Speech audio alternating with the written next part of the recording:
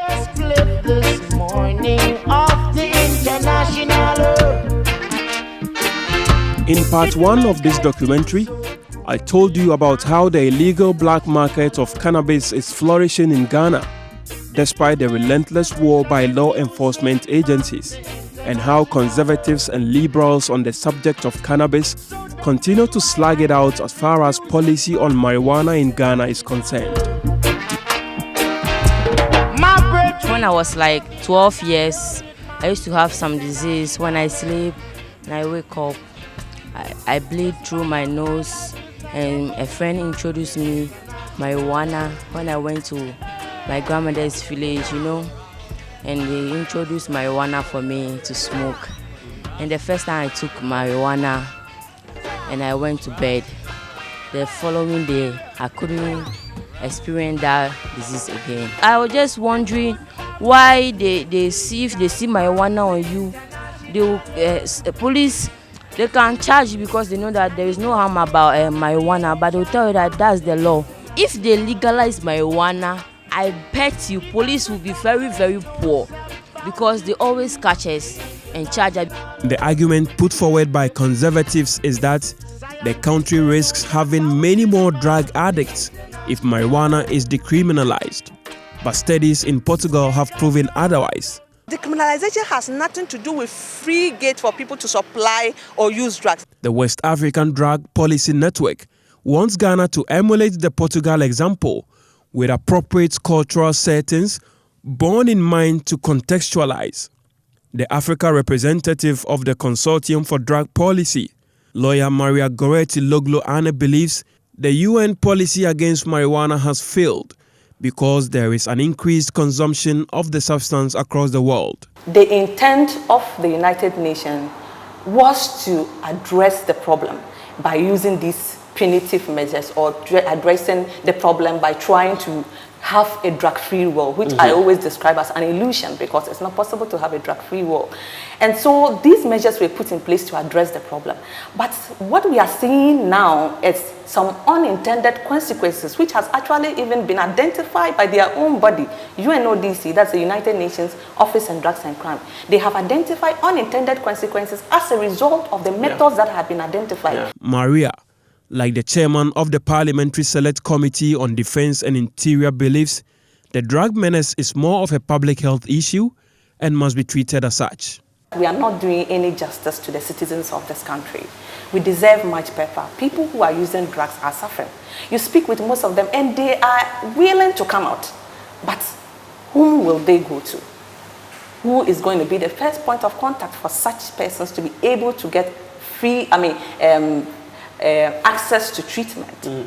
The system itself is like that. It has criminalized everything around them, so they are even afraid to come out. It's perhaps time to have a debate on the use of the substance. The former United Nations Secretary General, Kofi Annan, recently added his voice to calls for the substance to be legalized. In an article published in February 2016, Kofi Annan wrote, "Studies have consistently failed to establish the existence of a link between the harshness of a country's drug laws and its levels of drug use. The widespread criminalization and punishment of people who use drugs, the overcrowding prisons, means that the war on drugs is to a significant degree a war on drug users, a war on people."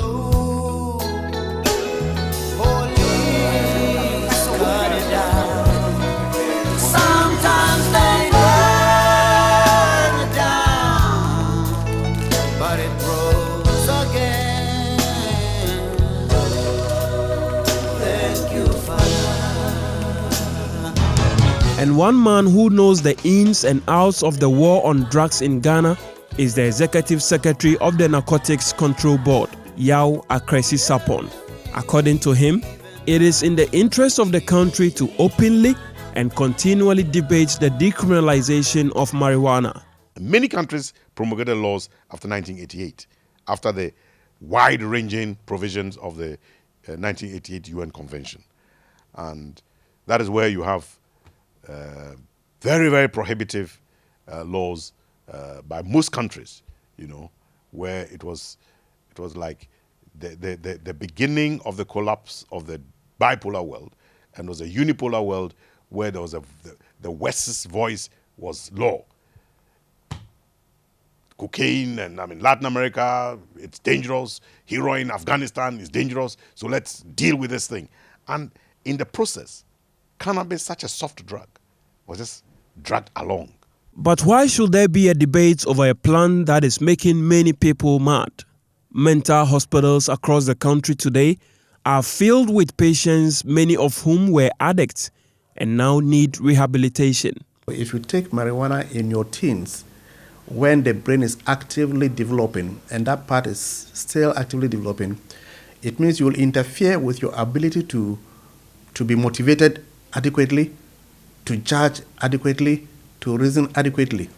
The Chief Executive Officer of the Mental Health Authority, Dr. Kwesi Osei, who opposes the use of marijuana, says the fact that it has not been ruled out as a cause of mental disorders is the more reason why the relentless war must continue. He outlines the possible health hazard associated with the use of cannabis. Marijuana, apart from the effects on your brain and on your mind, also has effects on other parts of the body. As you smoke it, it also prones you towards getting cancer. Not very different from tobacco. So all the parts of your body where the marijuana smoke touches, so your lips, your mouth, your lungs, you are more prone towards getting cancer than somebody else who does not take it. Marijuana also even affects your sperm counts. For males, it affects your sperm. So eventually you might produce sperms that are defective, either inadequate in numbers, or if they are adequate, they may be abnormal. So meaning it affects your fertility. The sentiment expressed by Dr. Kwesi Osei is strongly supported by many religious leaders in the country. I think it is important that we discuss a lot about that. Would you say the debate has been restricted? Oh, definitely. I mean, how many people have really been engaged in the debate? Most Reverend Emmanuel Asante is the presiding bishop of the Methodist Church of Ghana. He wants government to go harder on users and growers of the substance. Yes, marijuana. It has a positive side to it. It has, we can use it for medical purposes, for cosmetic purposes. Some may even want to use it for recreational purposes. But I would say to Christians, be careful, because the negative side may outweigh the positive side. But you wouldn't outrightly put off cannabis? I wouldn't encourage it. I think I want to put it that way. Distinguished personalities who use that, but they wouldn't use it in public. But people who are hiding in different places and they use it, most of them are identified with criminality. And therefore, that thing itself may not be criminal. Because, somebody says, I'm going to take it. I may high. I want to get high. So that that is a high sensation.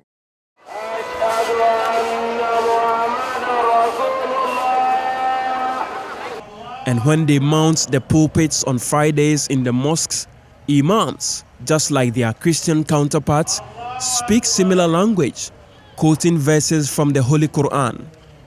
Sheikh Arameyao speaks for the National Chief Imam, Sheikh Usman Nuhu Sharubutu. Islam has made a certain blanket rule on things that are categorized as intoxicants. So the Prophet Muhammad ﷺ said something that every intoxicant is categorized as alcohol, and that which covers or affects the function of the mind. That's the way he puts it. And every alcohol, is haram, is prohibited. So he draws it that way. But going into the Holy Quran, you will not find the word heroin. You will never find the word cocaine. You will not find the word cannabis. You will never find the word weed. You will not find these. But the analogy that has been conducted that brings all these substances I have talking about as intoxicant, and because of that, like they are alcohol. Perhaps the posture of the religious leaders may have influenced many of their followers. Conceivably, the open-minded approach by the former Secretary General of the United Nations, Kofi Annan, the Executive Secretary of NACOP, Yao Akresi-Sapon, and the widely acclaimed U.S. physician, Dr. David Berman, is something the country would want to consider to reshape the existing legislation that criminalizes marijuana in Ghana. It's a confused drug policy because it's outdated. The thing is that the statutes date back to the colonial era, where when there was any problem, then it was a matter of prohibition. At a certain time, even akpeteshi was prohibited in this country, which created a lot of problems for the authorities. And I think that we should have reforms. Naturally, they are necessary because of the fact that the policies that we have are archaic.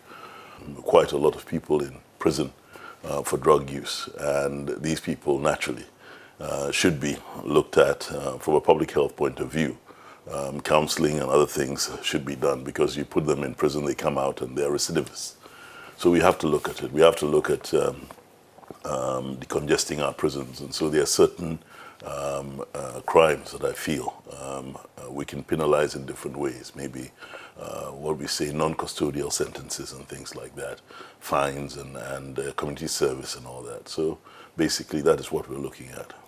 Has been caused by high-profile individuals like Kofi Annan. Yes. In his latest article, I would like to quote what he said. He said, the policies of the last 50 years have helped, among other things, to create a vast international criminal market in drugs that fuels violence, corruption, and instability. Would you say decriminalization would bring us any relief? It's not decriminalization as such. I'm looking at the penalty review of the penalties and things like that. At the moment, the common view is that marijuana is dangerous to the health. I mean, anything that you imbibe is dangerous to the health. Alcohol is dangerous to the health, and cigarettes are dangerous to the health. But they've not been, you're not penalized for drinking. We have to look at that aspect of it. The call for reform is exactly what the Executive Secretary of NACOP, Yao Akresi-Sapon, has been pushing for over the years. His agency spends millions of the taxpayers' money fighting the use of drugs such as Indian hemp, but its use continues.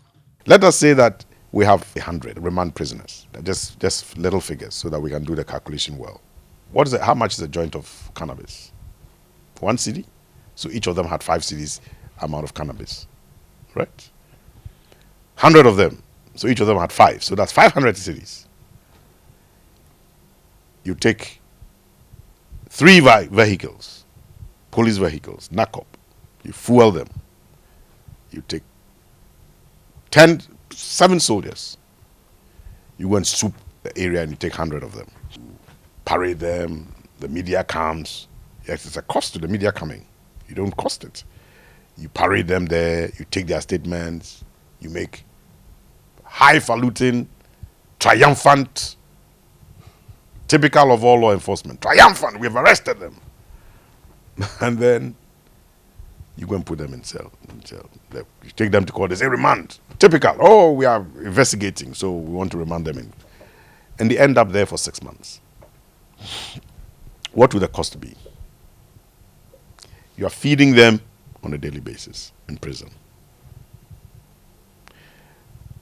So we have done this over and over again. And the country must sit down and say that is costly. We must make a clear distinction between possession, personal use, and criminal organization of the production and sale of marijuana. Because we must be smart in our law enforcement.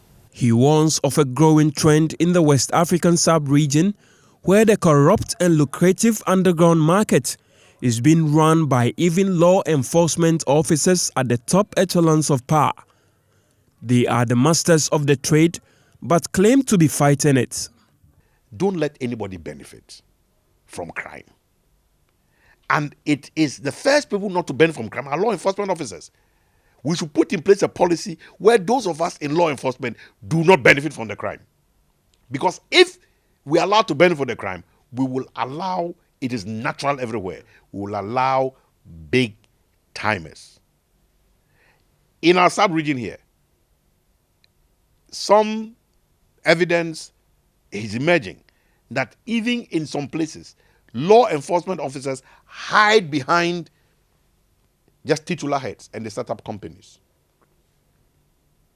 And those companies are involved in the import of things that are coming from source countries. So when they arrive at the ports, those big timers are there to intervene. We are getting stories in the sub-region. So we need to begin to look critically at, because that means that you see, anybody who is involved in, once you have an illicit market, those who control that illicit market are very powerful. They are more powerful than politicians. They have money to corrupt politicians and law enforcement guys. And they can be very brutal also. He tells me about the numerous economic benefits of marijuana if policies are put in place to ensure that MMDAs partner the growers of the narcotic substance. I have been talking to a number of friends who have money to bring in a machine called briquet machine, which you can use to make briquet, which is hard charcoal under pressure. Charcoal produced under pressure. Now, you can make briquet out of old newspapers, any organic matter, coconut husks, granite husks, sawdust. Now, sometimes, for example, in our yard here, we have 1 ton of marijuana that have been confiscated. I mean, the state says, the state has ordered that, the courts have ordered that we should burn it. Now, you're going to burn 1 ton. We're not opposed to what the court has done. We're going to obey the court order. But we are saying that, look, if we had briquet machines in Ghana and people were willing to put them up in MMDAs, even MMDAs brought them up, when the Indian hemp when the marijuana is arrested in large quantities, you put them in the briquet machine and you convert them from marijuana to charcoal, hard charcoal. If you go to the hotels, you see briquet for barbecues. They are small square things, very hard. They don't burn away easily. They are better than our people burning charcoal, cutting down trees. So again, that is one way. If that is if they produce the marijuana and MMDAs can buy it and convert it into briquet, you are giving the farmers a source of livelihood higher than. Then you are taking it also away from people smoking. But this first requires a policy. Chairman of the Parliamentary Select Committee on Defense and Interior, First Bafo again. People should be aware that we have a time bomb in this country because of drug use and the negative approach that we have to drug usage in this country. The clamor is out there. People want it. Well, yes, I mean the clamor is out there, but I'm just saying that we have to make people aware that there's a groundswell of public opinion 2 ways. I think that it's very, very important that when social issues of such a magnitude come into the public purview, we have to discuss it and discuss it as quickly as possible so as to take the advantage or take the high road on that. You think we can have a drug-free world? No, no, it's not possible. Why don't we then stop the war? No, I mean, but the thing is that sometimes you spit into the wind. You understand what I'm saying? I mean, the thing is that it's about public opinion. It's about the public perspective of the thing. So naturally, we have to look at a completely different approach. You understand? At a certain time, cocaine, you could have cocaine. I mean, you use cocaine, you used absinthe in the 18th century, and somewhere along the line, people realized that it was dangerous to society. Now we realize that the dangers of society have changed. I mean, the dynamics of society has changed. So therefore, we have to also go with the tide and change things and change our approach to it. That's what I'm saying. In the midst of the call for policy reforms, officials from NACOP are collaborating with the Drug Law Enforcement Unit of the CID of the Ghana Police Service. They continue with the enforcement of the ruthless drug laws as the abuse of marijuana is now a social menace.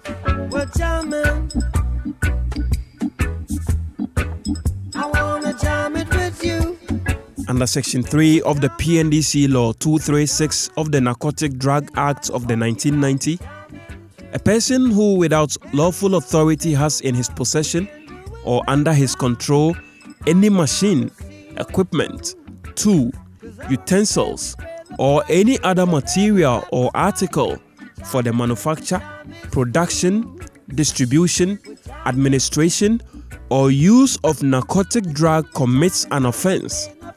And any person who commits an offense under this section and is found guilty is liable on conviction to a term of imprisonment of not less than 10 years.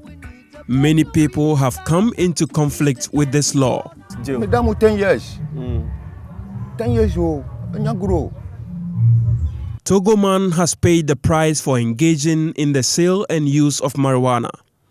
He survived 12 years in prison. He was arrested in his home in the 90s for selling marijuana. The time I do I get money boom. I get money. Now they take care of the children. They take a look, but the way I get case I can't. I fear. I know if you do it again. I know if you do it again. I know go lie. Following his release from the Nsawam medium security prison, the once locally renowned traditionalist denounced his gods and has since embraced Islam. In his scruffy single-room apartment where he lives with his wife, the father of 5 gives a chilling account of his experience in prison and laments how his source of livelihood landed him in prison and shattered his family.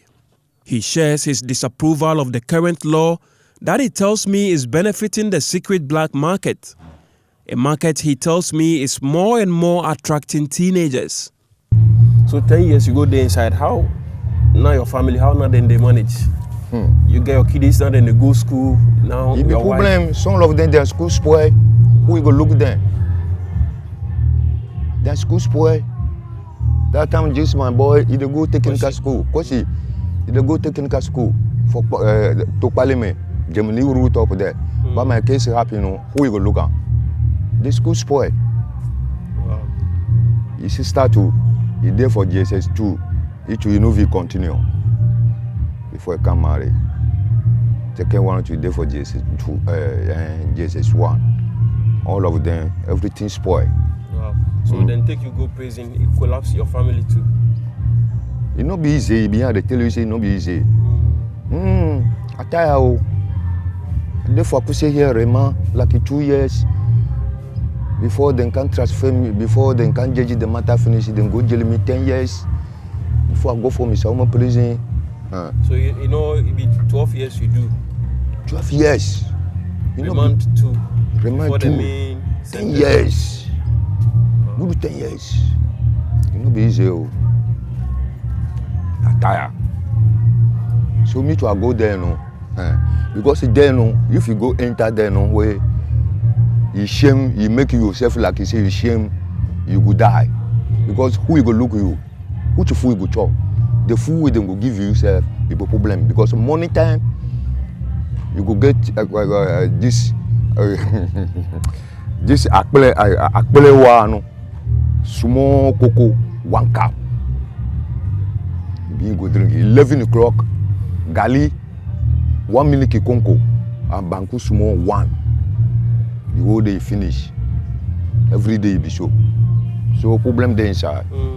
Prison will not be easy.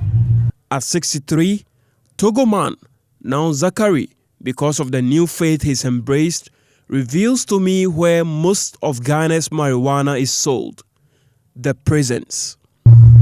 Prison,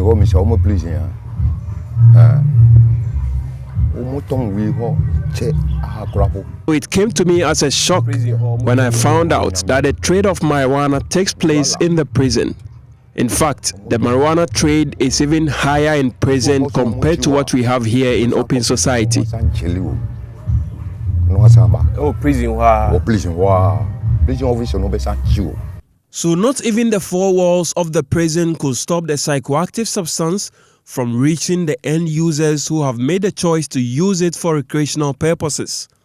Chief Executive Officer of the Narcotic Control Board, Akresi Sapon again. Some people may be just be one-timers. They wanted to try it. But those who are part of drug trafficking organizations, it means they are financing crime. And for me, the law should take them. For me, the law should provide for their punishment. They are the people who can go in for life. You take them out of society, you leave them out. But not if somebody has one joint, 10 years. The 2015 report by the United Nations Office of Drugs and Crime shows that the growing and consumption of marijuana is on the increase in Ghana. Despite the relentless war, the report puts Ghana at an unenviable third position on the African continent as far as the usage of the narcotic substance is concerned. Mindful of this statistic, civil society organizations have been pushing for a change in policy direction. The arguments most of them put up is that the prohibition regime has not helped matters and to a large extent contradicts the 1961 and 71 UN conventions which seeks to promote the well-being of the people. The UN descended hard on countries like Switzerland and Uruguay, particularly when the South American country decided to go into the production of the narcotic product. They've turned states' lands into marijuana farms where they are producing the products. Now, the International Narcotic Control Board accused Uruguay of, quote, pirate attitude. Now, don't you think as a country we stand to be painted with the same brush once we decide to, decriminalize? If you look at the convention, especially the 1988, I think Article 3, Paragraph 4C, it clearly says that states may ought to use alternatives to, or other alternatives in terms of, they should use other alternatives apart from criminalization, meaning that states can use treatment, rehabilitation, social reintegration programs to address the problem, which is clearly in the convention. So what other states are doing currently is clearly within the conventions. Okay. So for us to turn around and say that they are behaving like, they are taking a pirate attitude, I don't see that to be a problem, because if you look at decriminalization, depenalization, legalization, to some extent the liberal interpretation of the conventions allows that. That call is music to the ears of both pushers and users of the substance. I got to know that it's a good remedy for asthma, of which I'm a patient from infancy. So it made me muster the courage to test it, despite the severeness of the law and the way we were brought up to refrain from such things. Yes. So you think it's proven to be medicinal as far as your asthma is concerned? Yes, it has really proven medicinal and has really, I should say, treated my asthma. So the controversy lingers on, and it appears the yawning gap between hardliners and liberals on the subject of cannabis continue to widen. Well, the ball is now in the courts of the legislature and policymakers with an option to formulate new laws that decriminalizes cannabis or maintain the powers given to law enforcement agencies to keep on with the relentless war, disregarding concerns that drug use is more of a public health issue rather than the prohibition-led regime which has brought unintended consequences onto the country's population. The span of my life is not above it, man. The international.